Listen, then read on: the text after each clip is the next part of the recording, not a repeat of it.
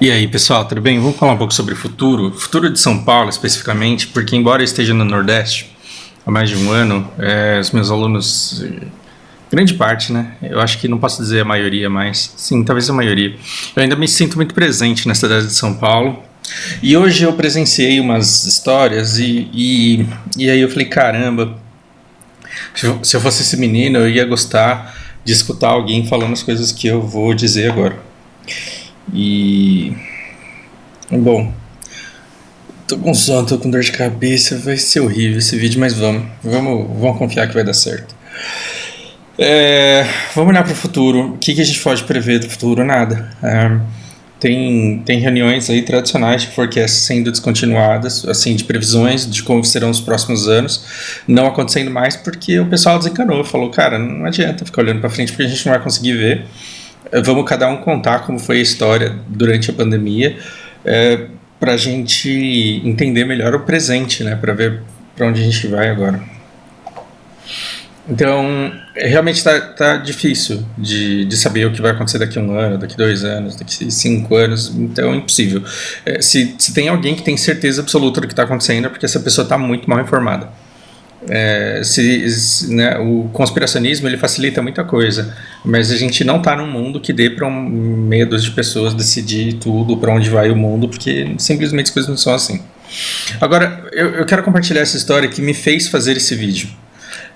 Um menino, um rapaz, feliz porque ele conseguiu alugar um apartamento perto da Faria Lima. E a história é basicamente essa. Só que, assim, o menino tá todo feliz porque ele conseguiu pegar uma kitnet, um negócio assim ridículo, parece uma caixa d'água a kitnet. Era um prédio velho, era um prédio feio. Embora seja centro, embora seja perto da Faria Lima, é um lugar antigo, mal cuidado. E o cara vai pagar R$ 1.900 de aluguel. Aí, numa kitnet, num negócio assim, tipo, muito pequeno. Então ele tá pagando 300 conto pelo cubículo que ele vai morar e 1.600 pelo endereço por ser na Faria Lima. E ele tá muito feliz. E o salário dele deve ser alguma coisa entre 3 pau e meio e 4 mil. Então, assim, como é que um recém-adolescente, né, como que um jovem adulto fica feliz de sair do subúrbio e ir para o centro e com um salário de R$ 3.800 pagar 1.900 de aluguel. Então, assim, quanto vai sobrar para ele viver a vida dele? E o que foi que levou ele a tomar essa decisão? Agora, assim, eu quero que vocês entendam a diferença de eu trabalhar no exemplo da vida dele e me meter na liberdade que ele tem de viver a vida dele como ele quer viver, tá? Eu não quero me meter na liberdade que ele tem de tomar as decisões dele, muito pelo contrário. Eu sou sempre aquela pessoa que defende o tiozinho que trabalhou a vida inteira e que pegou tudo que ele juntou a vida inteira dele e comprou uma passagem e foi pro Japão ver o Corinthians jogar na final do Mundial. Esse senhorzinho, ele foi muito recriminado na época do Mundial do Corinthians, porque, pô, eram todas as economias, o cara estava aposentado, ele ia ter que viver com o dinheiro da aposentadoria, ele não tinha mais nada além daquilo, tudo que ele tinha, ele usou nessa viagem. Cara, daqui a pouco ele vai estar morto e aí a existência dele vai ter passado, e a vida inteira ele trabalhou, a vida inteira ele foi disciplinado, a vida inteira ele teve suas limitações, suas restrições. E aí, se é para deixar um monte de filho lutando pela sua herança, brigando pelo que você tinha, que você poupe os seus filhos de brigar pela herança de um pai que é vivo, e que você vá lá e gaste o seu dinheiro à sua maneira, da maneira como você escolheu. Ele já tinha educado os filhos dele, gastou esse dinheiro na viagem, e ele passou por esse mundo, ele teve essa existência com uma experiência memorável e que para ele tem muito valor. Então, o valor que você dá as coisas é uma coisa pessoal. Então, assim, essa conta de BDO para mim, ela tem um valor. Minhas contas de HOTS, que eu fui banido, tem o valor dela. Tudo que a gente vai vivendo, todas as experiências, tudo que a gente constrói, elas têm um valor para nós. Não adianta vir o outro querer opinar naquele valor que a gente enxerga nas coisas que a gente faz. E para um menino do subúrbio, sair do subúrbio e de repente se ver morando no centro, eu entendo o valor simbólico que isso possui. Para um menino que gasta 2 horas e meia para sair, sei lá de que lugar de Guaianazes, e chega na Faria Lima para trabalhar todo dia, esse trajeto de 2, 3 horas para chegar no trabalho, é uma coisa massacrante, e não é só a distância do trabalho, é, é, a, é o valor simbólico de morar perto do trabalho numa cidade como São Paulo. E é assim, sair da casa dos seus pais, tendo recém-completado 20, deve ter o quê, uns 23, 24 anos, nessa idade, sair da casa dos seus pais e dar um passo em direção à sua independência. Então, com 16 anos, quando eu saí de casa também, essa independência era tão importante quanto para mim, e eu queria ir para qualquer lugar onde eu pudesse construir a minha vida sozinho. E eu entendo esse valor simbólico, e esse menino ele não está errado de considerar as possibilidades dele. Agora eu quero que vocês levem em consideração alguns pontos. A cidade de São Paulo está mudando, o home office ele veio para ficar. São Paulo não é uma cidade de produção, São Paulo é uma cidade de serviços. Ah, mas eu tenho um tio que tem uma fábrica de plástico não sei onde. Sim, mas é minoria perto do tamanho da cidade de São Paulo, que é uma cidade, basicamente uma cidade de serviço, e que está tendo uma evasão do centro ali, que é um negócio sério, e a gente não sabe como é que vai ser depois. Então, o que eu percebo as pessoas estão com essa sensação de que elas estão numa situação em que elas estão confortáveis em casa, e que a empresa delas é que está tomando a decisão aí de devolver alguns andares ou algumas salas ou alguma estrutura, porque aí grande parte das pessoas vai começar a ficar home office mesmo do jeito que já está ficando agora. Eu estou falando especificamente das empresas que trabalham com serviços e da administração de grandes grupos que estão ali em São Paulo.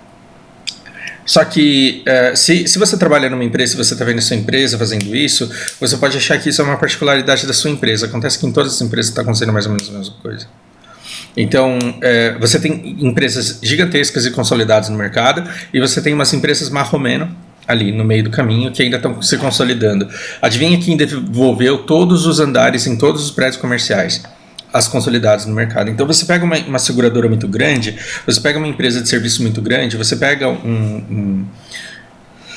o escritório administrativo de empresas muito grandes, elas investiram o que elas tinham que investir em infraestrutura, em TI, em projeto, em automatização, em digital transformação digital, elas investiram o que tinham que investir. E as pessoas estão cada vez menos centradas, todo mundo trabalhando no home office, fizeram os investimentos que tinham que fazer e está todo mundo trabalhando em casa. E aí as grandes empresas que não têm que se preocupar com o impacto de imagem, elas já devolveram 5, 6, 7, 8 andares, um prédio inteiro.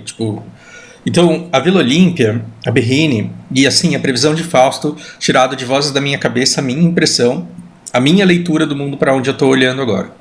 Então, vocês sabem que as minhas previsões elas são sempre muito ruins. No Black Desert já dei vários chutes que deram ruim. Eu já vivo dando previsão que é tudo furado, mas ainda assim, honestamente, eu quero compartilhar o futuro que eu enxergo.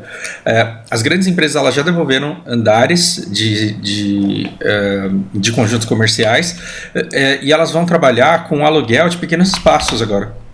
Olha que interessante, então você trabalha numa empresa grande, essa empresa grande ela estava toda ali na Berrini, e aí agora, ela depois da pandemia, ela vai começar a alugar algumas salas físicas em determinados prédios que estão sendo feitos para isso, nas regiões mais periféricas.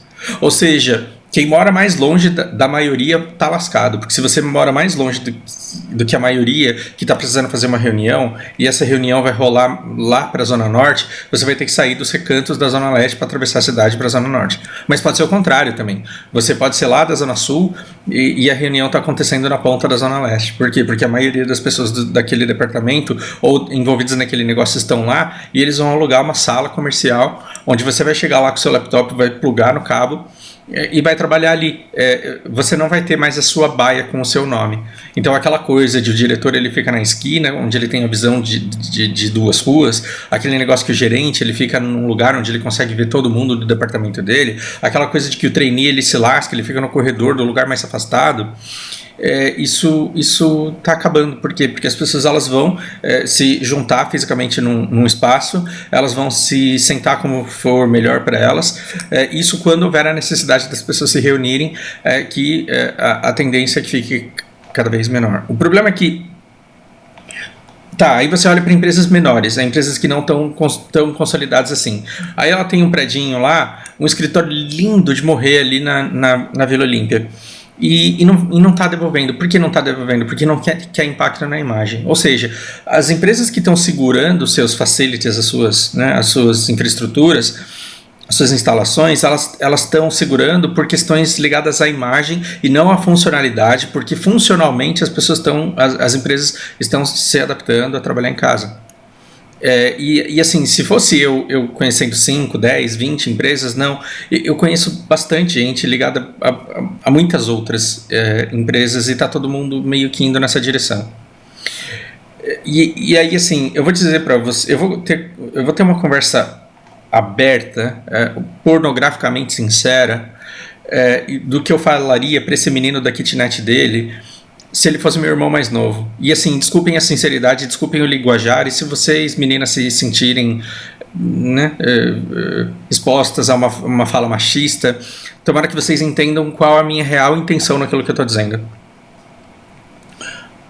O que eu diria é o seguinte: irmãozinho, você está ganhando 3.800, você vai pagar 1.900 de aluguel, suas contas vão custar no mínimo mais uns 1.000, para você comer mal nesse lugar, para você viver comendo mal, juntando muita coisa para o seu futuro. Você acha que você vai estar perto dos pubs e que essa pandemia vai passar e você vai estar perto do fervo?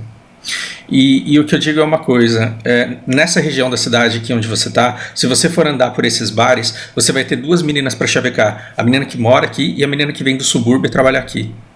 O cenário ele seria esse. E eu vou te contar, a sua empresa vai voltar do seu home office, não sabemos quando, talvez não volte. A pandemia talvez acabe. Quer dizer, não, a pandemia com certeza vai acabar. A pandemia vai melhorar e as coisas elas vão voltar a abrir. Só que aí eu tenho uma má notícia para você. A menina que mora aqui, você não vai chavecar, porque você vai olhar para ela e você não vai achar que você tem condições, cacife, de manter um chaveco, e você não vai querer esse estresse para sua vida, e muito provavelmente você não lute com afinco para conquistá-la, porque primeiro, você talvez nem tenha esperança, você talvez nem queira se expor a esse sofrimento. Segundo, porque vai te desvirtuar muito do caminho onde você está direcionado agora, que é prestar atenção na sua carreira e conseguir sobreviver no trabalho.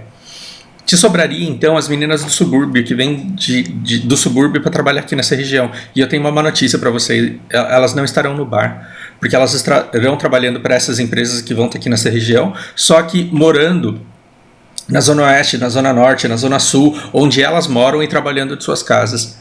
E durante a semana elas não vão querer vir para esses pubs, elas não vão querer atravessar a cidade inteira para vir aqui no centro, só porque aqui na Faria Lima tem um fervozinho de pessoas que estavam saindo do trabalho e pararam para tomar uma cerveja.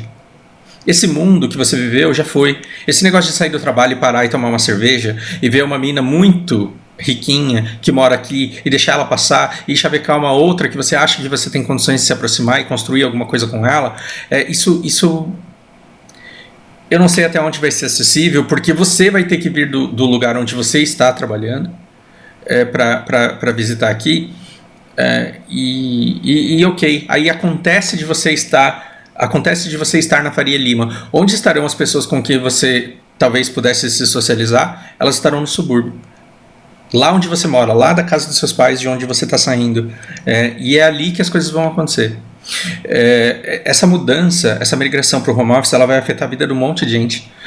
Significa que todos os restaurantes do centro da cidade vão falir e que todas as pessoas, os profissionais que trabalham com alimentação, eles vão morrer de fome? Não necessariamente, porque o subúrbio ele vai começar a demandar, onde as pessoas estão trabalhando em suas casas, vai começar a demandar profissionais que possam suprir essa demanda que vai ser gerada, que estava aqui no centro e que vai ser gerada mais no subúrbio. Só que aí a gente vai ter uma modificação das coisas. Talvez o preço não seja tão caro. Por quê? Porque o metro quadrado de um restaurante, a manutenção da estrutura de um restaurante não vai ser tão cara na Vila no subúrbio como é na Vila Olímpia, por exemplo, nos Jardins, por exemplo. Então a gente vai ter uma mudança, e quanto mais você conseguir se antecipar a isso, melhor. E para outras pessoas que estão vivendo esse momento e que por sorte estão ganhando mais do que esses 3.800, imagina que hoje, porque você estudou pra caramba e porque o Digital Transformation, olha que chique esse nome, tá na moda, e porque você está sendo muito demandado e porque você tem uma coisa que o mercado quer, imagina que aconteceu de agora, de repente você com pouca idade está ganhando 20 pau. R$ 20.000, porra, então eu sim, eu posso morar ali, eu não tenho problema. 1.900 numa kitnet feia, num prédio velho, num recanto que vai ficar esquecido ali, perto da Faria Lima, eu tô mandando bem, isso daí eu consigo bancar. O que eu queria dizer para você é o seguinte,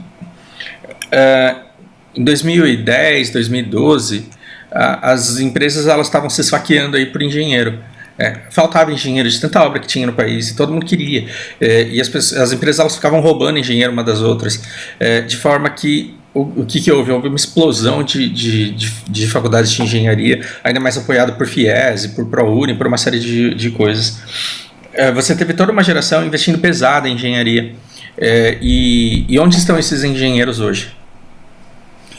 Então, se você está trabalhando com TI hoje, se você está trabalhando com transformação digital, se você está trabalhando, desenvolvendo as plataformas e os sistemas sobre os quais as pessoas estão começando a trabalhar home office, você pode estar no melhor momento da sua vida, mas saiba que os adolescentes de hoje, as pessoas que estão olhando para o mercado hoje, decidindo o que elas serão daqui para frente, elas estão todas olhando para o TI, que é onde você está agora. E elas vão começar a trabalhar nessa área, porque o mercado está cheio de oportunidades. E talvez daqui 5 anos você não continue ganhando aquilo que você está ganhando agora. Eu vou te contar uma coisa que eu vejo acontecendo no mercado. No mercado, o pessoal de headhunting, o pessoal de RH, eles têm uma expressão que é a de dança das cadeiras. E aí você fala que aquela empresa está fazendo a dança das cadeiras. O que é essa dança das cadeiras? Tem muita gente desempregada no mercado. As empresas elas foram contratando, e como o salário de pessoas altamente qualificadas é dado por oferta e procura, elas tinham que pagar o preço que esses profissionais valiam. Muitas empresas fecharam, diminuíram, interromperam suas atividades, e você tem hoje uma abundância de profissionais relativamente grande no mercado. Muitas empresas estão fundindo, comprando-se umas às outras, fazendo joint ventures. As empresas elas estão cada vez mais se concentrando. E aí o que está acontecendo? Aquelas pessoas, você não pode mandar todo mundo embora, você não pode fazer um chamado layoff, né? Mandar embora em massa, porque senão você chama a atenção do mercado e você tem um impacto muito grande na sua imagem. Mas aí o que acontece? Você pontualmente vai mandando os funcionários que dão mancada. Se você quer saber quem são esses funcionários que dão mancada, assista 2 Perfeitos Estranhos na Netflix, uma dica cultural que eu entrego para vocês de coração. 32 minutos, é um curta espetacular a respeito do Black Lives Matter, a respeito do George Floyd, a respeito da vida do negro. Assistam, por favor, porque vale muito a pena. Quando vocês assistirem isso, vocês vão entender o que eu estou dizendo com quem é o cara que dá mancada. O cara que dá mancada é todo mundo. Então, hoje, cara, você olhou feio pra mim, você deu um bom dia meio torto pra ela, você fez uma coisa que não tá de acordo com os nossos core values, você tá fazendo um negócio aí que não tá de acordo com o que a gente esperava de você, e você vai receber uma desculpa esfarrapada e vai ser demitido. E você fala, porra, mas por quê? Porque no mercado tem gente querendo ganhar 65% do que você ganha. Quando a gente fala que está tendo uma dança das cadeiras, por causa da grande oferta de mão de obra no mercado, as empresas estão mandando embora gradualmente, lentamente, para não escandalizar, e estão contratando gente para ganhar menos. Elas podem se lascar com isso? Pode. De repente acaba a pandemia, uma demanda suprimida específica gera uma expansão nas concorrentes, e o cara que você contratou mais barato pode fazer a dança inversa. Ele pode começar a sair para buscar ofertas melhores. E aí o próximo que você vai contratar, se você quiser um cara bom, você vai ter que pagar mais para ele. Essa é a oferta e procura atuando no mercado de trabalho de mão de obra qualificada. Então, o que eu quero dizer é, se hoje você está ganhando R$20.000, tome cuidado para não cair no erro que os engenheiros cometeram em 2010. Porque os engenheiros que ganhavam 5, depois 8, depois 15, depois 18, depois 20 mais benefícios, 25 mais benefícios, para um trabalho de engenharia nem tão foda assim, mas por necessidade, por desespero do mercado, eles falaram, cara, finalmente acertei na vida, finalmente o mercado está recompensando a minha qualificação, finalmente eu vou ser recompensado por tudo aquilo que eu estudei. E 4 anos depois eles estavam sendo mandados embora para que outras pessoas fossem contratadas para ganhar muito menos do que eles ganhavam. E aí eles tiveram que aceitar o próximo emprego para ganhar muito menos do que eles estavam acostumados a ganhar. E nessa hora, quem ganhou mesmo, quem venceu na vida, quem fez orçamento vitalício, não mensal. Isso a gente não aprende na escola e eu gostaria muito que a gente aprendesse. O que é um orçamento vitalício e não mensal? Não é porque você ganha 20 mil reais hoje que você vai ganhar para o resto da sua vida. Se você ganha 20 mil reais com transformação digital hoje, é porque esse negócio está explodindo e você não tem mão de obra suficiente para arcar com toda essa demanda, você pode estar no ponto mais alto da sua carreira e da sua vida, e isso pode vir a cair. Então, quando você for gastar esses 20 mil reais, não gaste como se esse fosse o dinheiro que você tem para gastar esse mês. Gaste pensando qual é a forma mais sábia de gastar 20 mil reais hoje, pensando no orçamento que envolve toda a sua vida. Sendo que você não sabe quanto você vai estar ganhando amanhã, quanto você vai estar ganhando daqui 3 anos, quanto você vai estar ganhando daqui 5 anos, e sem saber quais serão as suas despesas daqui 3 anos, porque você pode eventualmente engravidar, ou engravidar sua namorada, você pode eventualmente desenvolver uma doença que te traga restrições e limitações à sua vida, e pode não mais ter o potencial de geração de riqueza que você tem hoje. Então, antes de você sair torrando todo o seu dinheiro, porque você finalmente chegou no patamar que você sempre mereceu estar, perceba que, se por um lado existe uma competência enorme da sua parte, por outro lado, existe toda uma conjuntura que está favorecendo a sua contratação pagar o que ela te paga nesse momento da nossa história.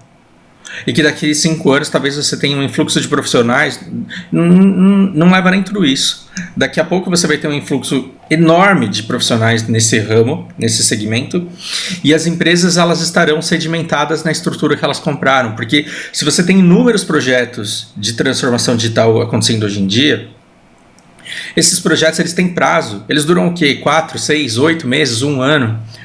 E depois que isso acontece, a única coisa que você precisa é fazer um trabalho de manutenção. Aí você não tem mais sistema para desenvolver, você não tem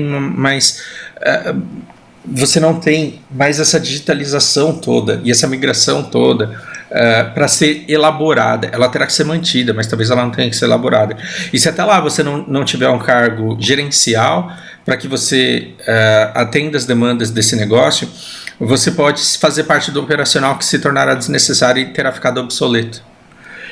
Não estou fazendo uma profecia e não estou te jogando praga, eu estou alertando você em relação às possibilidades, aquilo que pode vir a acontecer. Então, perceba, isso me faz pensar até no próprio mercado de imóveis, porque hoje o mercado de imóveis ele ainda está bom, mas até quando será que isso vai acontecer? Quando esses prédios comerciais eles de fato esvaziarem, eles forem substituídos por salinhas comerciais nos cantos da cidade e até nas cidades de interior, onde quer que você tenha maior concentração das pessoas para que as outras tenham que ir lá, eventualmente, a gente está falando aí de uma coisa para acontecer uma vez por mês, uma vez a cada 2 meses, não sabemos. Eu vejo até um trânsito um pouco melhor, um pouco menos caótico daqui para frente no centro da cidade de São Paulo. Mas aí, com o mesmo volume de gente que eu vejo dizendo que a empresa está querendo devolver uns andares, está querendo reformular como serão os escritórios, e que ninguém vai ter baia, e que vai ser umas salas divididas e dinâmicas e alugadas por hora, por dia. Essas mesmas pessoas elas estão falando, eu tô a fim de morar no interior, porque já que eu trabalho em casa mesmo, já que desmistificou essa coisa e esse trabalho está cada vez mais tranquilo de ser feito em casa, então, durante quanto tempo os preços da cidade, da capital, eles serão mantidos? E como é que vai ser o desenvolvimento do mercado imobiliário no interior daqui para frente? Então, se você está nesse impasse, talvez seja a hora de começar a procurar oportunidades no lugar que você tem vontade de morar. E se é para pensar na venda de imóveis, principalmente naquela região nobre ali de São Paulo, de verdade, do fundo do coração, eu não sei se ela vai voltar a ser a mesma. Porque a gente vê até empresas grandes querendo mover toda a sua estrutura para outros lugares, agora que eles perceberam que eles não vão ter que levar todo mundo com eles para fazer isso. Eu sei que eu coloquei muita coisa, muitos elementos misturados aqui, mas esse é o tipo de conversa que você não precisa escutar e falar assim, pô, o Fausto tá certo. Eu quero que você escute essa conversa e fale assim, pô, o Fausto tem um ponto. E ele tá errado num monte de coisa, mas agora ele me fez pensar numa coisa que faz sentido. E aí eu quero que você pense sobre a sua própria vida para que você possa arquitetar o seu próprio futuro com a pouca informação que você tem hoje. Quando você começa a jogar xadrez, você entende que o movimento do peão ele não é do peão, que o movimento da torre ele não é da torre, que do cavalo ele não é do cavalo. O movimento de todas essas peças elas são do rei. Por quê? Porque você tem que movimentar todas essas peças de maneira que o rei fique confortável. E você tem várias peças, você tem a peça do seu relacionamento, do entretenimento, da família, da carreira, da diversão. Você tem que equilibrar tudo isso, mas você tem que estar forte no meio de tudo isso. Então, qual é a melhor estratégia para a sua vida? Não sou eu que vou dizer, não é um coach que vai dizer, não é um mestre religioso que vai dizer. Você tem que começar a olhar para a sua vida e ver quais são as coisas mais importantes, quais são as coisas essenciais, o que é que você quer da sua vida, onde você quer que isso aconteça, para que lado é que você vai se desenvolver, para que lá na frente você não seja pego de surpresa. O que mais acontece é a gente ficar aqui no BDO falando, Fausto, que receita que você faz que eu quero fazer igual? E se você chegar no mercado hoje, falando no mercado, o que vocês estão fazendo aí que eu quero fazer igual? Você vai cair numa tonelada de curso de marketing digital, de transformação digital, e tudo isso é muito importante sim, só que não é só porque você vai investir num curso disso e vai dedicar tempo a isso, que você vai ser bem sucedido na carreira. Você vai ter que ter uma visão muito mais ampla do mercado como um todo e das necessidades e das intenções das pessoas como um todo, para conseguir se moldar e gerar alguma coisa que pessoas queiram demandar, consumir e remunerar. Isso é muito importante. Eu espero que seja minimamente útil essa conversa toda. Eu quero que vocês saibam que eu estou fazendo isso de coração, com a intenção de ajudar. Não acho que eu seja um profeta dono da verdade, que tudo aquilo que eu enxergo no mercado vai de fato acontecer, mas eu quero que você some aí com a sua bagagem, com outras bagagens, para tentar se preparar para o futuro da melhor forma possível. Por hora é isso. Um grande abraço para vocês.